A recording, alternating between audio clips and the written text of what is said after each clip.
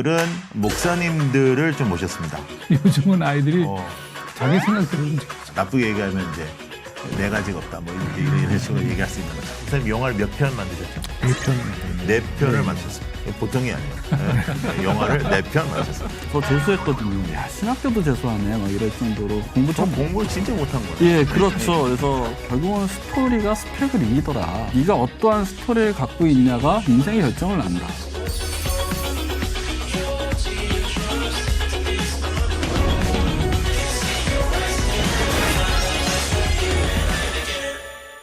여러분 안녕하십니까. 이 시대의 청년들을 지지하고 응원하는 골든타임 홍민기 목사입니다.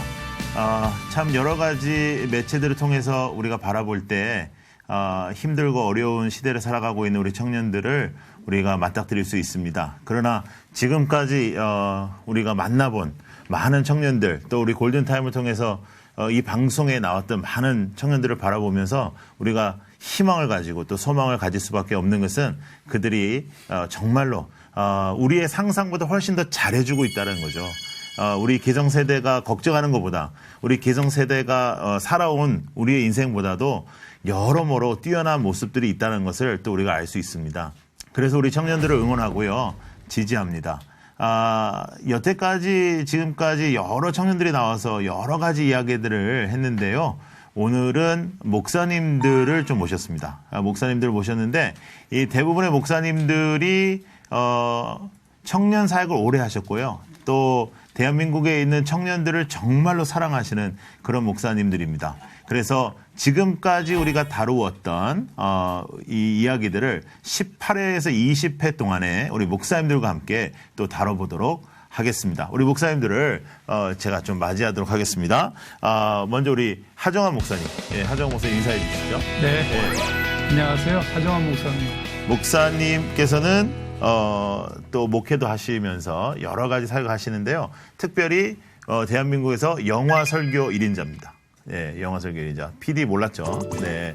그런 걸 알아야 돼요, PD가. 근데, 목사님 영화 설교는 언제부터 하시게 됐죠? 한 15년 됐습니다. 한 500편 됐습니다. 와, 500편의 영화로 설교를 하시면서 특별히 이제 젊은이들의 눈높이에 맞추셔서 이렇게 사역을 해오셨는데요. 또 청년들의 변화가 좀 있었을 것 같아요. 네. 그래서 목사님의 초창기 때 사역의 청년들과 지금의 청년들의 가장 큰 다른 점이라면 어떤 게 있을까요? 15년에 뭐 그렇게 뭐 심각한 변화가 있는 건 아니고 제가 보기엔요. 뭐 거의 똑같은데 문화적인 상황이 바뀌면서 살짝 달라진 건 있지만 요즘 자기 주장이 정확하죠. 그때도 마찬가지지만 요즘엔 그때는 그래도 교회에 좀 협조적이었는데 요즘은 아이들이 자기 생각대로 움직이죠. 자기 생각대로 움직인다. 좋게 얘기하면 자기 생각대로 움직인다. 나쁘게 얘기하면 이제 네 가지가 없다. 뭐 이런 식으로 얘기할 수 있는 거죠. 네. 네. 자, 그리고 우리 하 목사님은 영화 설교를 하신 분이고 우리 또 옆에 모시던 우리 김상철 목사님은 영화를 만드시는 목사님입니다. 네, 지금까지 목사님 영화를 몇 편 만드셨죠? 4편 만들었네요. 4편을 만드셨습니다. 네, 보통이 아니에요. 네, 영화를 4편 만드셨습니다. 또 지금 또 한 편을 만들고 계십니다. 네. 예, 그런 목사님이신데 목사님 어떻게 영화를 하시게 되셨습니까? 원래 이제 첫 사역이 전도 전임 사역이었어요. 네. 그러니까 복음을 효과적으로 전하기 위해서 다양한 방법들이 있는데 이 성격 또 성별 또 뭐 나이 이런 걸 초월해서 할 수 있는 게 뭔가 고민했죠. 그때 이제 인터넷 전도였고 그 인터넷 전도를 하다 보니까 영상이 실려가면 좋겠다 생각을 했고 그런 영상이 실려가면 이제 콘텐츠 자체가 이제 부족하니까 이제 만들게 된 거죠. 그게 이제 오늘날 영화를 하게 된 가장 큰 계기입니다. 목사님께서는 그 파이오니어 21이라는 그런 그 사역 단체, 거기서 영화를 만드시는 그런 단체를 하시면서 여러 가지 일을 하시는데 2월 말인가요? 제1회 기독교 단편 영화제를 하셨습니다. 이것은 특별히 이제 다음 세대 우리 젊은 감독들을 위해서 이렇게 하시게 됐는데요. 그 기독교 단편 영화제에 대해서 좀 말씀해 주시죠. 실은 제가 이제 이 영화를 이렇게 좀 이제 만들면서 가장 이제 저에게 인상적으로 다가왔던 것은 정말 영화를 좋아하는 청년들이 많다는 거죠. 근데 그 중에서 또 정말 탁월한 청년들이 많이 있습니다. 이제 그러한 청년들이 기독교적인 정신을 가지고 좋은 영화를 만들고 싶어도 이제 그런 꿈들이 좌절돼 가는 이야기를 너무 많이 보고 또 주변에서 또 이제 또 듣게 되니까 이제 저 같은 사람이 좀 많지는 않지만은 어쨌든 이제 그들의 어떤 선배로서 무엇인가 해야 되겠다 생각을 했습니다. 네. 그래서 잘하고 있는 아이들 등 한번 두드려주자 네. 이런 취지에서 시작을 했고요. 이제 그러다 보니까 우선은 단편 영화제로 출발하는 게 좋다고 생각했습니다. 네. 그래서 한국에 미국만 하더라도 큐레이션 영화제가 한 50개가 넘거든요. 우리나라는 좀 더 있어야 됩니다. 네. 이제 그런 측면에서 이제 올해 시작을 했습니다. 네. 감사합니다. 자, 우리 김범성 목사님. 예. 네. 목사님께서는 지금까지 그 다른 목사님들과 좀 다른 사역들을 많이 하셨어요. 예. 예, 재단도 하시고 또 청년들과 함께 또 사업도 하시고. 네, 네. 어떤 일들을 하셨는지 좀 말씀해 주시죠. 그걸 물어볼 때가 가장 애매한데 네. 직업이 하도 많아서 그러니까 공장을 하고 있는 걸 말해야 되나 라면 가게를 말해야 되나 김밥 천국을 말해야 되나 세차 사업을 말해야 되는지 목회자로 말해야 되는지를 잘 모르겠는데 하여간에 잡다한 걸 다 하고 있습니다. 그래서 상담을 하다 보면 어떤 거를 해도 제가 만든 가게 580개 정도 가게가 있어서 무슨 상담도 가능하니까 이제 필요하신 거 있으면 질문 막 해주시면 열심히 대답하겠습니다. 그러니까는 이제 사업을 여러 방면에서 하시고 또 재단을 처음 시작부터 이렇게 일으키시는 데에 전문가입니다. 예. 그래서 우리 청년들이 특별히 직업이 없고 지금 여러 가지로 실업률 때문에 고생하고 있는 우리 청년들이 오늘 카톡으로 많이 말씀해 주시면 좋을 것 같아요. 카톡 다 열려 있습니다. 유튜브로 생방으로 지금 진행되고 있는데요. 오늘 이제 목사님들만 세 분 모실 때에 제가 그래도 청년을 한 사람 모셔야 되겠다. 근데 그 지금까지 그 모셨던 모든 청년들이 다 좋지만 그 중에서 우리 제작진들과 저의 기억 속에 잊혀지지 않는 트라우마를 남기고 간 우리 청년이 하나 있어요. 예, 그 궁신대 우리나라에 200명밖에 없는 궁신대 그 중에서 이렇게 생긴 궁신은 둘이 있습니다. 쌍둥이에요. 이거 어메이징한 거예요. 근데 그래서 우리 궁유정 자매 다시 모셨습니다. 인사해 주시죠. 네, 안녕하세요. 저는 청년대표 궁유정입니다. 대표래. 네. 아무도 그렇게 얘기 안 했는데 자기가 대표가 됐어요. 네. 하여간 오늘 이제 우리 네 분과 이야기를 나누겠는데요. 우리 목사님들 이제 지금까지 모든 사역의 경험과 뭐 삶의 경험을 허심탄회하게 말씀해 주시고 또 우리 유정자매는 언제든지 또 동의하지 않을 때 분명히 얘기하는 스타일이니까 얘기해 주시면 되겠습니다. 여러 가지 이야기를 진행하기 전에 케이스 바이 케이스 이야기들을 좀 들으면서 해야 될 것 같아서요. 첫 번째 올라온 사연이 있어요. 이 시대 청년들의 속 깊은 진짜 이야기 1번 사연을 듣고 우리가 이야기 나누도록 하겠습니다.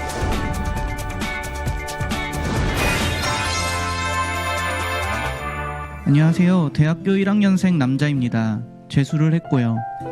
고등학교가 강남에 있었던 것은 아니지만 내신 1등급이었습니다. 그러니까 사실 지금 들어간 대학에 만족하지는 않습니다. 수도권 대학 정도로는 대기업에 들어갈 수 없잖아요. 그러면 수입도 떨어지게 되고 삶의 질은 당연히 달라지겠죠. 이런 생각을 하면 속이 상합니다. 이제부터 노력하면 잘 될 거라고들 하시지만 그런 말이 통하지 않는 사회라는 걸 다 알면서 왜 그렇게 이야기하는지 모르겠습니다. 목사님, 이런 제가 믿음이 없는 건가요? 사실 고3까지는 교회에 출석을 잘했고 선생님들의 사랑도 많이 받았는데 이젠 그것도 부담스럽고 매주 교회 오라는 말도 듣고 싶지 않습니다. 네, 목표한 대학에 들어가지 못한 청년의 이야기입니다. 근데 사실상 우리나라에서 목표를 한 대학에 들어가는 아이들이 몇 프로나 될까요? 하 목사님, 교회도 청년들이 많으신데요. 네. 이런 애들 보면 뭐라고 하셔야 돼요? 저희는 뭐 나이 많은 청년들이 많아요. 요새는 뭐 사실 청년은 기가 너무 길어졌어요. 그죠? 결혼을 못 해가지고. 네. 그냥 신문대로 거두는 거 아니냐. 네. 그러니까 예를 들어서 더 아프게. 그러니까 네가 지금 공부 열심히 해서 네 수준에 맞게끔 들어가는 게 낫겠고 네. 어차피 뭐 서울대였는데 고대 나오더라도 결국은 공무원 시험 보니까 너무 낭만하지 말고 그냥 살아라 그렇게 얘기하죠. 더 슬프게 얘기하시네요. 상당히 현실이 굉장히 슬퍼지는. 그 김범성 목사님은 이런 청년들 만나면 뭐라 하세요? 그냥 가게 열어라. 아유 아니죠. 저도 목사인데 그래도 어떻게 그냥 가게 열라 이렇게 하지 않고요. 그래도 꿈을 바꿔라 그냥. 네가 꿈이 뭐냐. 그냥 인생에 있어서 뭐 이렇게 대기업을 가는 게 꿈이 되면 너무 유치하지 않냐. 그냥 아예 그냥 쉬운 꿈으로 가라. 그래서 그게 뭡니까? 그러면 그냥 복음을 전하는 사람으로 가라. 그러면 네가 뭐 리어커를 끌던 네가 대기업을 가도 거기서 복음을 전하면 꿈을 이룬 자 아니냐. 꿈 바꾸는 게 가장 편할 것 같다. 꿈을 바꿔라. 예. 오늘 그 목사님들 나오신 다음에 지금 여태까지 역대급 게스트 중에 가장 지금 부정적인 것 같아요. 예. 지금 뭐 그냥 있는 대로 살아라. 그냥 네가 잘 못해놓고 무슨 말이 많니. 지금 뭐 그런 목사님 청년들을 만나면요 실패라고 말하긴 그렇지만 조금 자신이 하고 싶은 일을 못하게 되는 청년들을 만날 때 어떤 이야기를 해주세요? 오히려 저는 그 어떤 대학에 이제 못 들어가서 일 아쉬워하기보다는 오히려 그런 기회를 좀 더 긍정적으로 생각을 해서 자기 삶을 갖다 좀 넓게 오히려 또 프레임 밖에서 더 볼 수 있는 시간들을 더 가져서 그래도 가진 꿈이니까 한번 달려가 보면 좋겠습니다. 어느 순간까지는. 유정 자매는 어떤 생각이 들어요? 목사님들 이런 말씀을 들을 때 또 아무 생각 없이 들었죠? 아니에요. 아니에요? 네. 근데 저는 네. 제가 하고 싶은 걸 다 하고 살고 있거든요, 지금. 또 이렇게 나온다. 네. 그래서, 근데 저도 제가 하고 싶은 걸 다 하면서 살기까지 네. 그 노력하는 과정이 있었어요. 근데 그분도 지금. 노력을 해야 된다. 네, 그러니까 지금 노력을 안 했다는 것이 아니고 아직 어리시니까 네, 노력을 하는 과정이신 거다. 지금 카톡에 이런 글이 올라왔어요. 국적은 바꿀 수 있지만 학적은 못 바꾸는 게 우리나라 현실이다. 그러니까 그런 소리 하지 마라. 이제 이런 얘기지 청년들은. 예. 근데 하여간 중요한 건 그래도 뭐 학교가 중요하긴 한데 학교가 전부는 아니다. 예. 이 세상을 살아가는 데 있어서 전부는 아니고 우리 한 목사님 아까 말씀하셨지만 좋은 대학 나오고도 꿈이 없어서 그냥 다 공무원 시험 보는 것이 꿈이 없다는 건 아니지만 꿈이 없이 공무원 시험 보는 친구들도 꽤 많은 것 같아요. 그러니까 꿈에 대한 그 이해가 조금 달리 해야 되지 않느냐. 네. 그러니까 꿈이라는 거 뭐 비전, 사명 이렇게 얘기하면 이 세상에서 무슨 직업을 갖고 뭘 이런 것으로 전부 몰아가거든요. 근데 그게 아니고 누가 저보고 목사님이 꿈은 뭡니까? 난 내 꿈은 하나님이시다. 하나님을 바라보는 게 내 꿈이다. 그러니까 이 세상에서 어떤 종류의 삶을 살든 그것은 아름다운 것이다. 직업에 상관없이. 그러면 내면적인 변화가 우선인 것이지 세상이 정해놓은 틀 속에서 바라보고 있는 태도가 문제가 있는 게 아니냐. 그래서 이제 신앙적인 어떤 제대로 된 추구를 먼저 좀 도와주죠. 그래야 그걸 그 틀에서 벗어날 수 있는 것이죠. 그렇죠. 그러니까 무엇을 하는 것보다 우리의 신앙과 우리의 믿음, 하나님과의 관계 그것이 우선이다. 그 우선이 될 때 우리가 어떠한 일을 하든지 간에 하나님의 나라의 임재가 있는 거니까요. 김 목사님은 여러 가지 일을 했잖아요. 예. 예. 그런데 그리고 또 많은 청년들을 직원으로 써보셨잖아요. 요즘 청년들을 직원으로 쓰면서 가장 큰 문제점이 뭐예요? 세대 차이가 좀 나는 것 같아요. 그러니까 예를 들어서 야 오늘은 회식을 하자 이러면은 바쁜데요. 그럼 못 가요. 그러면은 그래 바쁘지. 그래 바쁘고 해라. 그리고 뭘 하자고 그러면 잘 안 따라주는 그런 게 좀 있는데 근데 이제 저한테 이제 오는 직원들 중에는 보는 것에 맞춰놓고 그 보는 것에서 사업 계획서를 내줄 때가 가장 이제 저한테는 힘들죠. 그래서 목사님 돈이 없고요, 뭐가 없고요 얘기를 해요. 그 말은 결국은 이제 그렇게 습관이 돼서 그런지 그러니까 있는 것에 딱 가둬놓고 이게 없으면 못합니다라는 답을 주더라고요. 네. 그래서 비전과 목적이 정확하면 돈은 쫓아온다. 그냥 네가 비전과 목적에 대한 사업 계획서를 내면 돈은 그다음부터는 그 비전에 맞춰서 만들어지는 거지 돈에 맞춰서 사업 계획서를 짠다면 어느 누가 그걸 못하냐. 아무나 할 수 있는데 그 아무나 할 수 있는 일은 다 하기 때문에 니들이 어려운 거야. 그러니까 이거에 맞게 하지 말고 뭔가 큰 비전을 가지고 이 꿈에 대한 얘기, 사업 계획서도 마찬가지고요. 그걸 좀 보여줬으면 좋겠다. 그러니까 조금 이렇게 패기? 없는 것에서 그냥 치고 나가는 그런 거는 요즘 애들이 조금 부족한 것 같아요. 맞아요. 지금. 요즘 청년들이 젊은이다움이 좀 부족한 것 같아요. 예. 그런데 그렇다고 노력을 안 하는 건 아니에요. 요즘 젊은 아이들이 노력을 안 하는 건 아닌데 패기가 모자란 것 같아요. 왜 그럴까요? 왜 패기가 모자란 것 같아요? 뭐 준비돼서 하려고 하면은 좀 못하는 것 같아요. 영화도 마찬가지였거든요. 네. 그러니까 예산이 준비되어서 영화를 찍으려고 하면 진짜 한 편도 못 찍습니다. 근데 이제 하는 일이 옳고 이 방향성이 분명하면은 항상 따라오더라고요, 이게. 영화를 찍으시면서 그 예산이 준비되고 영화를 찍으신 적이 한 번도 없죠? 한 번도 없죠. 한 번도 없죠? 네. 지금도 영화를 찍고 있는데 예산이 없죠? 그렇죠. 네.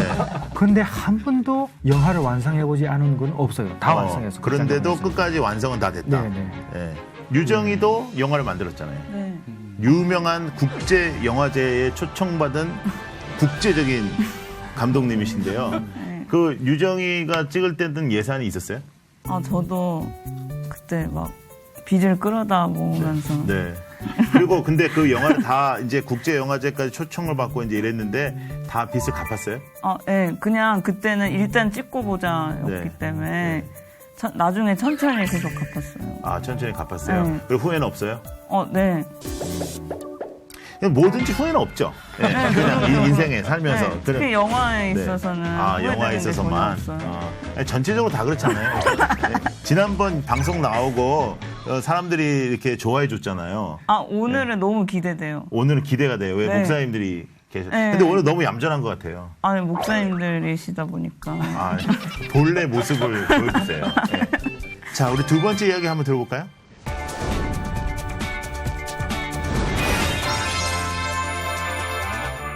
청년 실업률 12.5%, 8명 중 1명이 실업자, 다른 말로 취준생. 저의 이야기가 될 줄은 몰랐어요. 중소기업을 기피하는 건 단지 수입이 작아서가 아닙니다.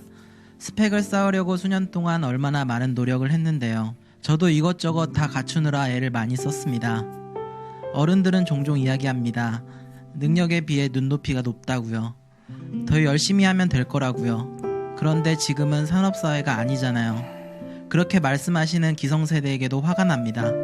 헬 조선이니 5포, 7포 세대 같은 말들이 왜 생겨났는지 생각도 안 하는 것 같습니다. 저희들의 문제는 정치와 경제를 이끌어온 기성세대의 책임이 크지 않나요?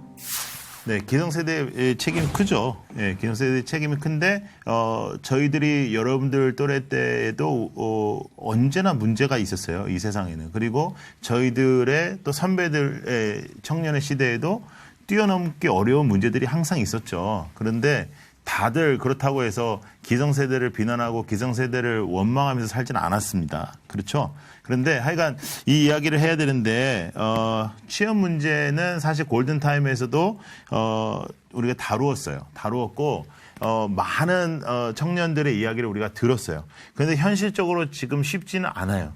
쉽지는 않지만 그렇다고 해서 저는 이 청년들이 가서 일할 자리가 없다고 생각하지는 않거든요. 예.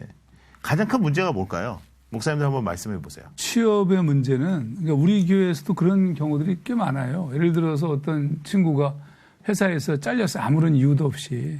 저한테 왔어요. 뭐 어떻게 하면 좋냐고. 그럼 내가 어떻게 해요? 뭐. 그러니까 학원에 다녀라 그랬어요. 제가. 네. 그럼 무슨 학원이요? 아무 학원이나 네가 다니고 싶은 학원을 다녀라.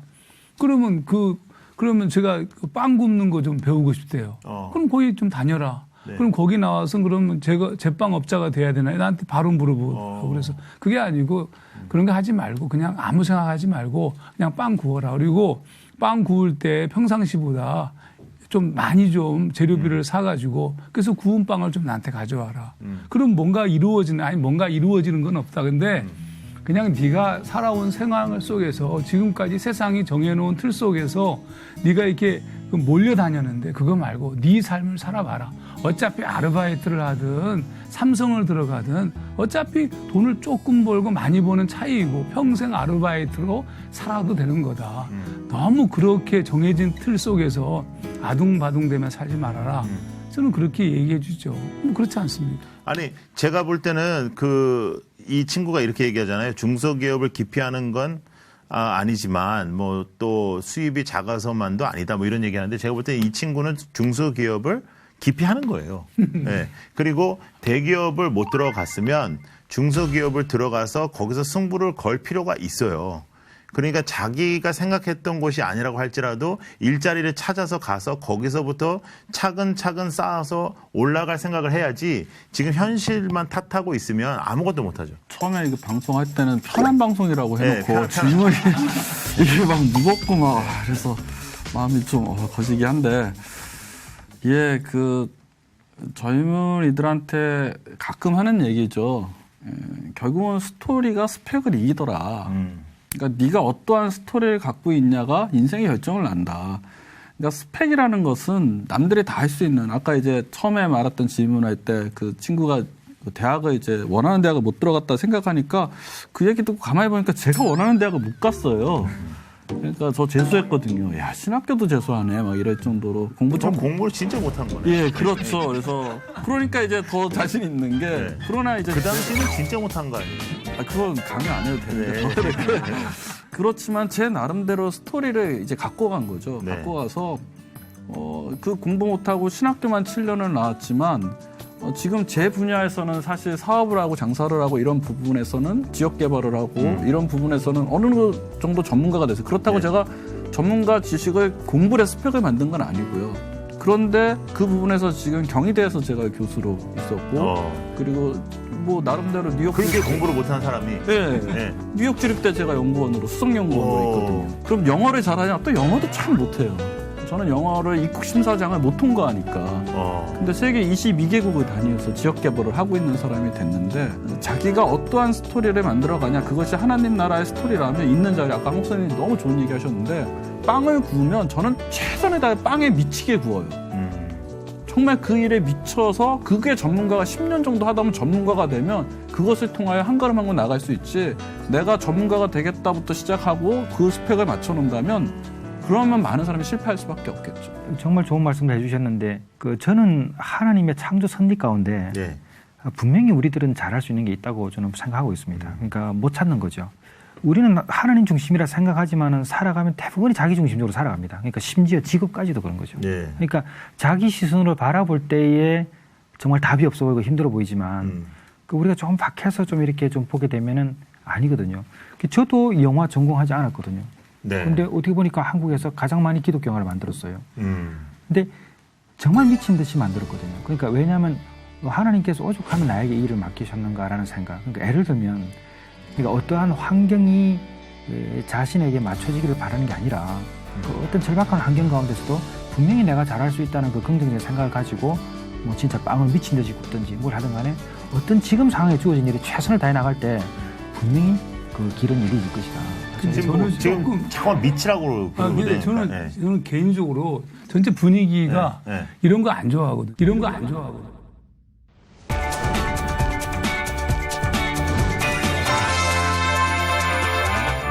지금 잠깐 미치라고 근데 저는 최선을 다하면 또 뭐 미치면 뭐가 이루어진다는 거야. 근데 안 이루어지거든요, 사실은. 젊은이다움이 좀 부족한 것 같아요. 그러니까 젊은이답다는 말을 저는 살아있다는 것을 느끼는 거. 우리도 살아있는 거 느껴요. 그렇죠. 그러니까 우리도 젊은이고 유정이는 지금 어떤 생각이 들어요? 소통을 위한 프로잖아요. 네. 과연 소통이 가능할까? 지금 목사님들이 하는 말은 지금 청년들에게 피부에 안 닿는다는 거예요. 그러니까